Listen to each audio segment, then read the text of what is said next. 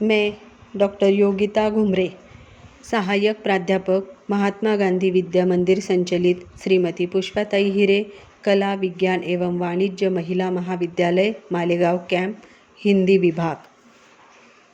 हम सगुण भक्ति साहित्य में कृष्ण भक्ति शाखा की प्रवृत्तियाँ अथवा विशेषताओं का अध्ययन करेंगे। सगुण भक्ति साहित्य में कृष्ण काव्य की भूमिका स्पष्ट करते हुए देखा जा सकता है कि भारतीय धर्म और संस्कृति के इतिहास में कृष्ण सदैव एक अद्भुत एवं विलक्षण रूप माने गए हैं। भक्ति काल में एक वर्ग ऐसा भी था जिन्हें राम के मर्यादा पुरुषोत्तम रूप की अपेक्षा कृष्ण का लीला रूप अधिक पसंद आया। कृष्ण भक्ति को लेकर इस काल में अनेक संप्रदायों की स्थापना हुई। इन कृष्ण भक्तों ने कृष्ण का बाल लीला रूप चुनकर इसी रूप का गुणगान किया। इनकी भक्ति को पुष्टि मार्गीय भक्ति कहा गया। पुष्टि का अर्थ है अनुग्रह। कृष्ण भक्ति शाखा में वल्लभ संप्रदाय का योगदान अधिक है। इन कवियों में अष्टछाप कवि महत्वपूर्ण है। भक्तिकालीन कृष्ण भक्त कवियों में सूरदास का स्थान अनन्य साधारण है। कृष्ण भक्ति शाखा की प्रवृत्तियाँ अथवा विशेषताएं इस प्रकार देखी जा सकती है। कृष्ण भक्ति शाखा की प्रवृत्तियों में प्रथम प्रवृत्ति है कृष्ण लीला वर्णन। कृष्ण काव्य में कृष्ण की लोक रंजनकारी लीलाओं का उन्मुक्त गान किया है। कृष्ण लीलाओं के अनेक रूप कल्पित किए, जिनमें बाल गोपाल की वात्सल्यपूर्ण लीलाएं, सख्य रूप में लीलाएं तथा माधुर्य भावपूर्ण लीलाएं आदि। कृष्ण भक्त कवियों ने अपनी रचनाओं में श्री कृष्ण की बाल लीला, माखन चोरी की लीला तथा राधा के साथ रास लीला का चित्रण भी किया हुआ है। कृष्ण भक्ति शाखा की द्वितीय प्रवृत्ति है विषय वस्तु में मौलिक उद्भावनाएं। कृष्ण काव्य में कवियों ने भागवत को उपजीव्य ग्रंथ मानकर पर्याप्त मौलिक उद्भावनाओं से काम लिया है। भागवत के कृष्ण आदि से अंत तक परब्रह्म रूप में चित्रित किए गए हैं, किंतु कृष्ण भक्त कवियों के कृष्ण गोपियों की ओर स्वयं ही उन्मुख होते हुए दिखाई देते हैं। कृष्ण भक्त कवियों ने श्री कृष्ण के बाल लीला, किशोर लीला तथा प्रणय लीलाओं का चित्रण किया है। तीसरी प्रवृत्ति है रस चित्रण।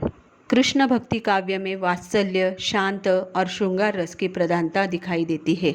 श्रृंगार और वात्सल्य रस का शायद ही कोई ऐसा कोना होगा जिस पर कृष्ण भक्त कवियों की दृष्टि ना पड़ी हो। कवि सूरदास का वात्सल्य भाव और सख्य भाव तो अद्वितीय है। कृष्ण भक्ति काव्य में श्रृंगार रस में संयोग की अपेक्षा वियोग पर अधिक बल दिया गया है। हास्य रस और निर्वेदजन्य शांत रस की भी यत्र तत्र अभिव्यक्ति हुई है। कृष्ण काव्य की चौथी विशेषता है भक्ति भावना। कृष्ण भक्ति काव्य के मूल में भगवत भक्ति की भावना है। कृष्ण भक्ति काव्य में नवधा भक्ति का आश्रय भी है।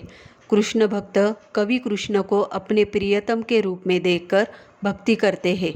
इसमें सूरदास, कुंभनदास और मीरा की भक्ति उल्लेखनीय है। सूर आदि कवियों ने पुष्टि मार्गीय भक्ति को अपनाया है।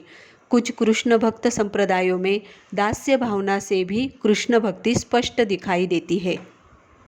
अगली विशेषता है पात्र एवं चरित्र चित्रण।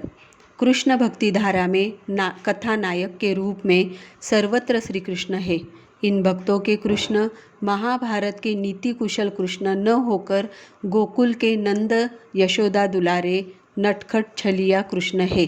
नंद यशोदा, गोप गोपिया, बाल सखा आदि पात्र भी दिखाई देते हैं। कृष्ण के सखाओं में उद्धव का चरित्र महत्वपूर्ण है।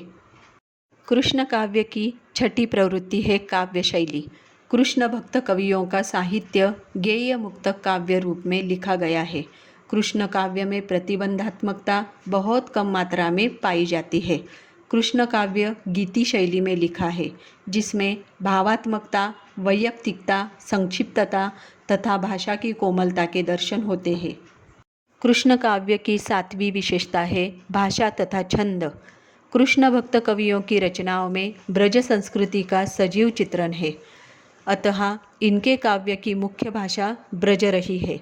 सूरदास और नंददास जैसे कवियों ने ब्रजभाषा का रूप ऐसा निखार दिया कि रीतिकाल और भारतेंदु काल तक ब्रजभाषा साहित्यिक भाषा के पद पर विराजमान रही।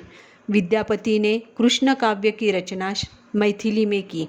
मीरा ने कृष्ण के प्रति अपने भाव राजस्थानी भाषा में प्रकट किए।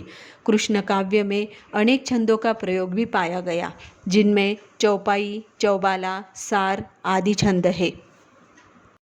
इस प्रकार हमने सगुण साहित्य की कृष्ण भक्ति शाखा की प्रवृत्तियाँ अथवा विशेषताओं का संक्षेप में अध्ययन किया। कृपया मेरे चैनल को सब्सक्राइब करें और बेल आइकन पर क्लिक करें ताकि नए वीडियो आप तक पहुंच सके। धन्यवाद।